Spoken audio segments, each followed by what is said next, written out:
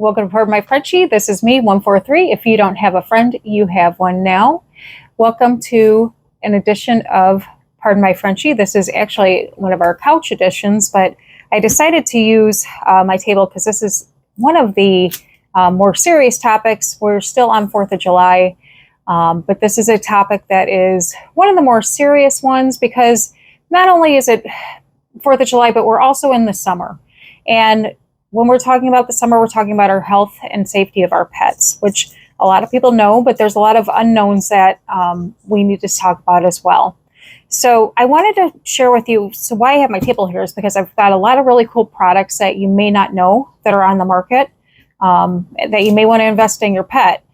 And so with that, I want to share some things that I have that you may want to look into, along with some facts about heat stroke and just some other things that you may not realize that are out there that are available to you that you may want to look into to invest. So I know a lot of people don't realize that everybody knows don't leave your pet in the car, but even like on a 70-degree day, it's 20 degrees hotter or 30 degrees hotter in your car.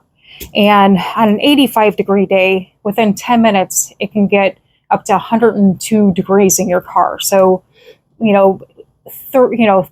times that by, 30 minutes, you're looking at 120 degrees. So, even if you think hey, I'm just running into the store for a short period of time, you got to think a dog with, a fur coat on, even if you have the windows cracked, that's not enough air for them to get into. And a lot of the dogs that suffer from heat stroke the most are your younger dogs, your puppies, your elderly dogs, your short snout dogs like your French bulldogs, any dogs with the shorter snouts, your darker haired dogs, the black haired dogs, brown haired dogs, anything that keeps the heat in. They'll suffer the quickest, the fastest. So it's always, especially me having, French bulldogs, I always carry these extra products on me just, as a precaution. And I'm very careful in the summer, making sure, especially with the French bulldogs, because there are so many cases of people that, their dogs are out there for short periods of time and they can go into heat exhaustion, heat stroke. And I want to avoid that at all costs. And again, it may not feel like it's that hot to us outside, but to them, with their way that their breathing is, it's horrible for them. So anyways, let's get into some of these products that I have. This first one here, it's a cooling mat. Simple little cooling mat. I use it quite a bit. I've got two of them. Actually, you can get these a lot of places. You can get them at PetSmart. I think I got this one at Five Below. But what you can do is you could take it, you could put it in the freezer for, an hour, a couple hours. It's actually, pretty cool to the touch just leaving it out. But I recommend if you're going camping or something, or if you're going out for the day, throw it in the freezer. Again, it folds up kind of nice. Throw it in the freezer and then take it out and then lay it out. And it keeps, dogs love it. They go to it just like if you were at, at home and they go straight for the vinyl flooring, because they know that it's cool there. But these are super cheap. Like I said, I got this at, I think Five Below. It was, $5 or $3 or something like that. But super cheap, and my dogs love it. They know when it's out on the deck, they'll run for it. So cooling mat, one of the easiest things you can go buy. If you have a boat, grab it for your boat, throw it on the bottom. It's nice because even if you have carpeting on your boat, this lays really nice on the carpeting and it keeps them nice and cool. So something quick and easy to invest and light. So cooling mats are great. Another thing to make sure that you've got enough shade and water if your dogs are outside, or if you're planning on camping or whatnot. Make sure that there's a lot of shade and water. And if you can avoid I know people love to take their dogs places, but if you can avoid taking them in the car, just leave them home. If it's extremely hot outside, leave them home. There's no need to take them if you don't have to. Unless somebody's staying in the car with them or whatnot. But it's hard on them. But if they're outside, I did find this really cool thing as well. If they're going to be outside, like if you're camping, if you're going out somewhere, if you're going to be at a family picnic, or you're going to be out somewhere, this thing was really cool. This is this one's an extra large. It's a pet fountain. And let me pull this up here. It is an extra large pet fountain. So it's refillable. It's got so many cool things to it. It's wide, it's deep, it's got high powered pump, and so it just keeps circulating water. It keeps circulating cool water, and it's wonderful. It's good for travelers, busy pet owners, but it keeps everything circulating. It doesn't keep, like, some dog dishes get that stale, slimy water. This doesn't do that. It keeps everything flowing nicely, it keeps your dogs hydrated, and definitely something to look into investing. And there's all different kinds. If you look at Amazon, there's tons of different types of these. So something definitely worth looking into. So one of these if you have smaller dogs, you only want this. But anyways, so one of those, really, really cool. In the heat, I know I mentioned this. Hang on, my Coco is biting something she shouldn't be biting. Coco, no.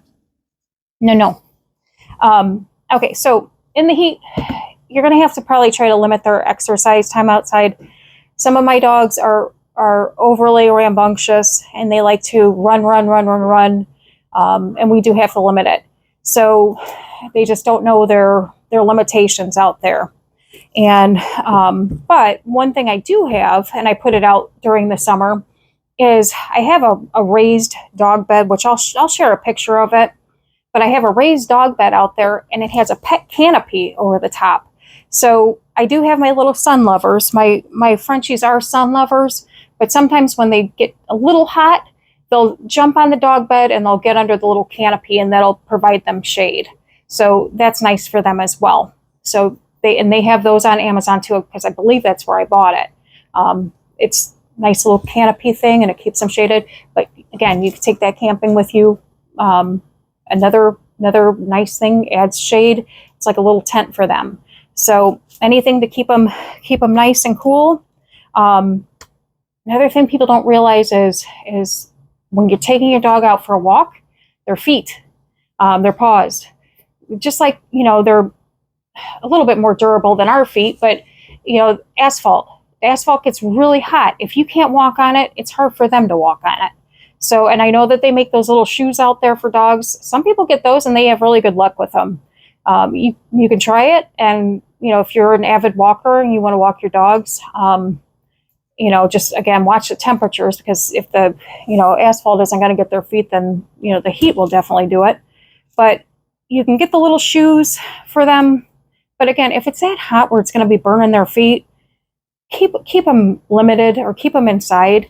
Because it is hard on them. It'll burn their little feet up.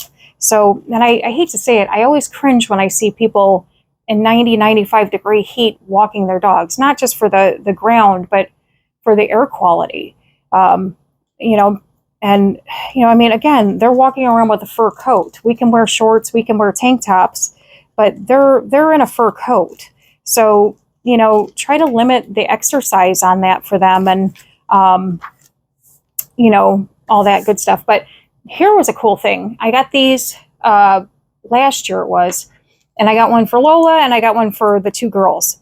These are cooling vests, because especially with the Frenchies, they get hot so quick, so quick. So what you do with these is, again, it's like a little vest. They're so lightweight, and the material soaks up.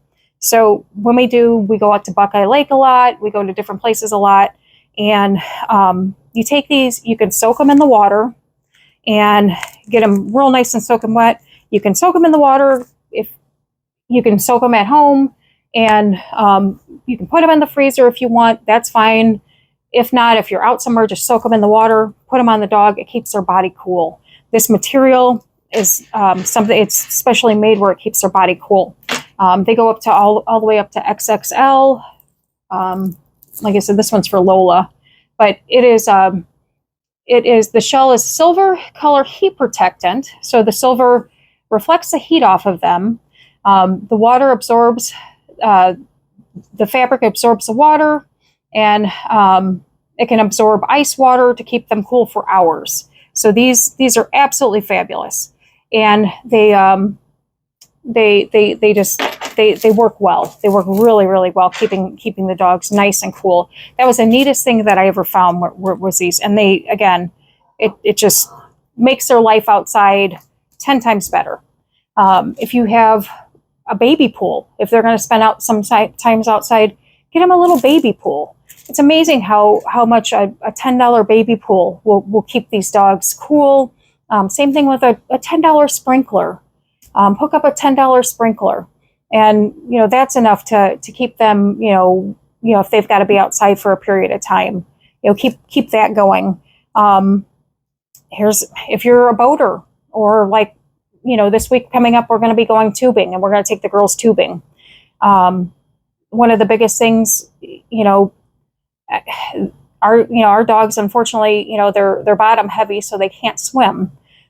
So they have their little life vests. This is, Coco and Rosie's life vests. So it's very important, even if, again, if you're a boater or if you are just going swimming, get a life vest for your dog. Make sure it's fitted well. Make sure you have it, you try it on before you go. I just tried Coco's on the other day because, like I said, we're going tubing this weekend, and we're taking the girls, and Coco had never been in a life vest before, and I tried putting it on her, and she fell over like a tree because she didn't know what was going on with her. So, anyways, but she got used to it after a while. And the cool thing is with the life vests, they have the handle on the top. So you can actually just pick them up if you needed to, like in maybe an emergency situation. But they also have these really cool rings at the top here, where you can either attach your leash or maybe like something more sturdy, like a tether. We'll probably tether the girls to us with our tubes. Something, again, a little bit more sturdy for the, for water safety, because that's the biggest thing. Now, we did go to, last year, we went to a dog beach, and this saved my Rosie. Rosie was wearing her dog vest, and a very not nice dog came up to Rosie and tried to bite her, shockingly enough. Yeah, he was a bigger dog, and he tried to bite her. And thank God she had her little vest on, because he, got her on the vest, and if not, he would have gotten her, like, in her back. But good thing she had her little life vest on, because that really saved her. I don't know why that guy had the dog at the dog beach, but that's a conversation for another day. But so anyway, so life vest, definitely something. Another thing you may want to consider, and I know a lot of men don't particularly like this. I just got a new one up there. I haven't gotten it out of the box yet, but if you have smaller dogs or medium dogs, dog strollers are great. Again, with my little French fries, sometimes they get really overtired and over exuberant, and so if I can just take them and throw them in a stroller where we can continue to walk, they can be cool in their stroller, I can hook little fans up in there, then I'm going to do it. That way we can continue to go on their day, with our day. They can be safe, they can be cool, and everybody's happy. We don't run into any issues. So, and I, give them their water in there. There's plenty of room. They want to sleep in there, then that's fine. So I just know some people are like, oh, your dog's not a stroller. Well, that's fine, but they're also safe, and they're also happy, and they're also healthy. So whatever. People can say whatever they want. I don't really care about people's opinions. So anyways, so let me give you some signs of a heat stroke, because that's, some people, by the time a dog shows signs of a heat stroke, that could be 15 minutes within them having something. And that's 15 minutes that could be too late, because before they even show signs of them being in heat stroke, they could already be at the emergency vet dying. And I don't want to sound dramatic about that, but heat stroke is very, very serious in dogs. So some early signs of a heat stroke are excessive panting, excessive drooling, and mobility problems. Those are some of the main ones. So if you see a dog stumbling, if you see a dog stumbling anyways, that should pique your attention right away. But if you see, like, dogs pant, of course, in the heat, but if you see something excessive, you'll know it. And, I may find something to put here. I don't know yet, because those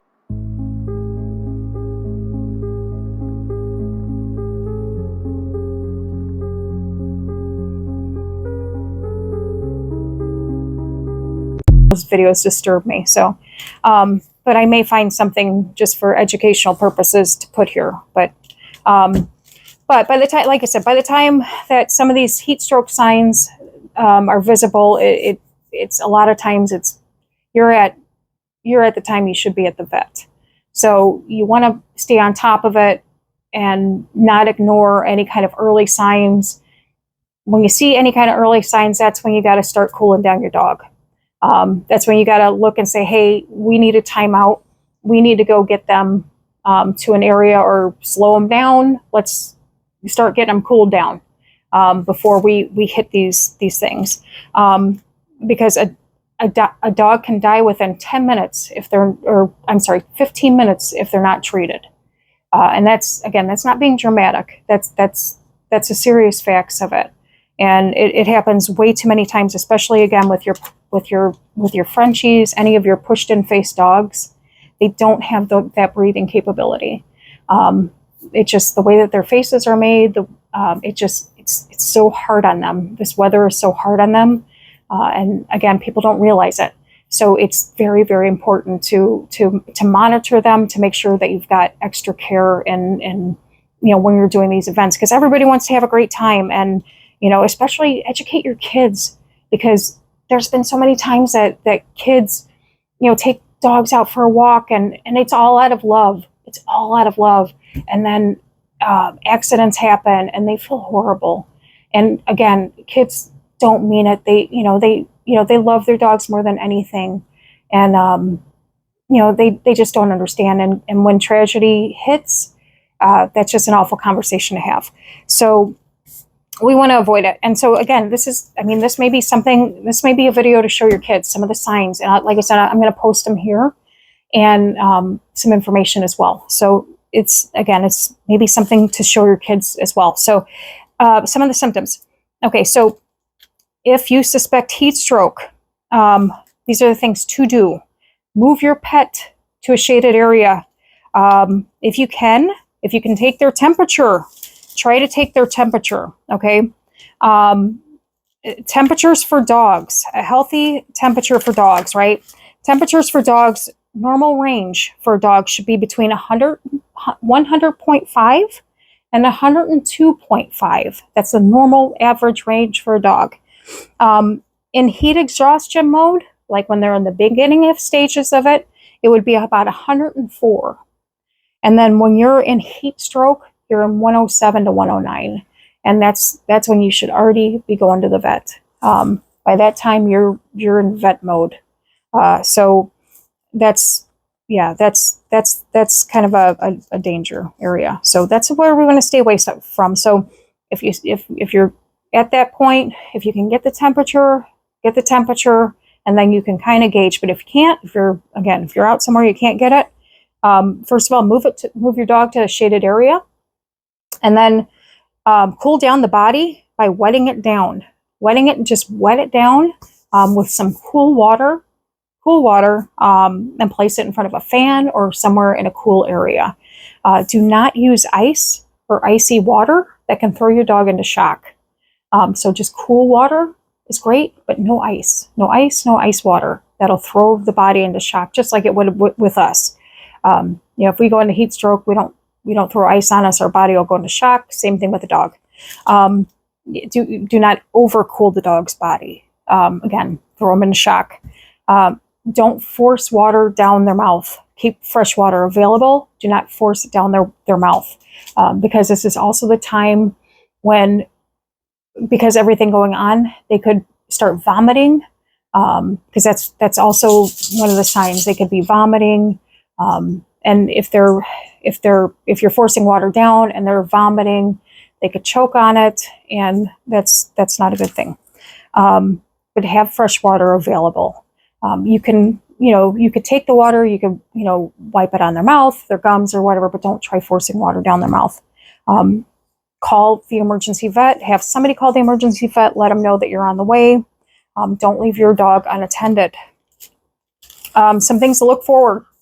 Look at their eyes. If their eyes are glassy, they're glassed over, if they look like they're scared, fear, like if they're, non kind of responsive, that's a good sign that they're in heat stroke. Their mouth, okay? Again, heavy panting, excessive drooling with thick saliva, excessive thirst, vomiting, and difficult breathing. Those are all signs. That's, again, difficulty breathing. That's another reason why you don't want to force that water down their mouth. So make sure you take very good care of that. Red and purple tongue and gums that will then eventually turn gray due to the excessive heat stroke. So those are another sign too. Look at the gums, look at the tongue. When you start seeing that going from red to purple to gray, you're in heat stroke mode. So start cooling that body down. The heart is going to start racing. The heart is racing because we're going into kind of survival mode. Again, you're going into heavy breathing. It's trying to survive. Legs. If that's when I said that earlier. If you see a dog that's stumbling around, can't stand, that's one of your first. Any kind of mobility issues is going to be your first signs. So that excessive thirst, and these are all just major things, signs, symptoms to start looking forward to, get that dog cooled down so that you can, if you could start getting cooled down or keep getting him cooled down on the way to the vet, that's amazing. So another good thing as well, and I've said this before, I've said this before in other videos, it's always good to have an index card with your vet's name, the emergency vet name, your dog's name, their date of birth, and their weight on it. When you are in an emergency situation, there's nothing like trying to look and fumble for things. And you will be amazed at how your mind cannot think when you're in a traumatic situation. So having a card in your wallet, in your purse, on your refrigerator, somewhere where you have access to it, or that somebody else can have access to it to get your dog taken care of right away, that's a positive. And then the last thing I'm going to say is Pet Hub. Pet Hub is a company that I use. It is a pet ID that you attach to your dogs. It has the QR code on it, where it does a couple things. It keeps your pet records. It has all of their vet records on it. It has who your vet is. It keeps all of your emergency contact all in this QR code. If your pet gets lost, information goes straight back to you. It pulls up you, your vet, pulls up all the information on your pet. So your pet will get back to you quicker than anything. If it gets lost, if there's anything that happens, you can also pay extra to have a GPS included on it. So it's almost like an Apple AirTag in a way. But you can pay extra. I think it's $20-something to have the GPS. So you can have that put on it and then keep track of your dog that way. But pethub.com, it's the best investment that I have for my dogs. And I know that, God forbid they get out, somebody has to do is scan the QR code everything can come up to me and somebody can give me a call right away and say, hey, Jen, I've got your dogs. And I don't have to go through the shelters. I don't have to sit there and, you know, hope somebody, you know, knows me. I don't have to, you know, wait for somebody to, you know, take my dog to get their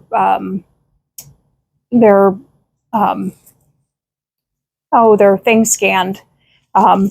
But I mean, and granted, again, everybody should have, you know, their, you know, one of the things, they're microchipped scanned.